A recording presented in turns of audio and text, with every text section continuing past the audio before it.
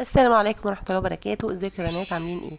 جايبه لكم خلطة النهارده جميلة جدا لتفتيح البشرة وتبييض البشرة وإزالة التصبغات اللي بتبقى موجودة. طبعا كلنا عارفين قد ايه البيض، صفار البيض او بياض البيض، الاتنين من الحاجات الجميلة جدا جدا للبشرة.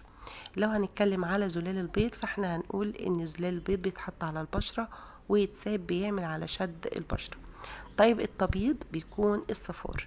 طب الصفار هنستخدمه ازاي؟ بنجيب معلقتين او معلقة واحدة حسب الكمية اللي انت هتعمليها، معلقة من الدقيق وبنحط عليها الصفار بتاع البيض. بنكون طبعا فصلنا الصفار عن البياض.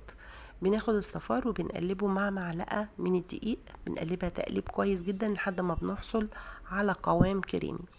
طيب بعد كده نعمل ايه؟ على بشرة تكون نظيفة، ولازم بأكد على ان قبل اي وصفة على البشرة بتكون البشرة نظيفة، علشان ما نتسببش في مشاكل. بدل ما نعالج او نحس بنتيجة كويسة هنحس بنتيجة عكسية.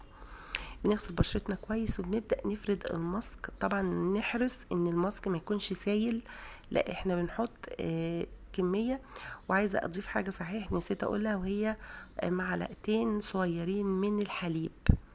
تمام، لو ما مش متوفر الحليب ممكن نحط معلقة لبن بودرة، وبنزود شوية مية صغيرين لحد ما بنحصل على قوام كريم.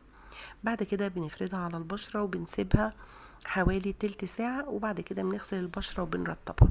من الحاجات الممتازة جدا اللي هتحسي بنتيجة بإذن الله من بعد استخدامك للوصفة على طول. دي من الوصفات اللي هي بتاعت المناسبات عندي.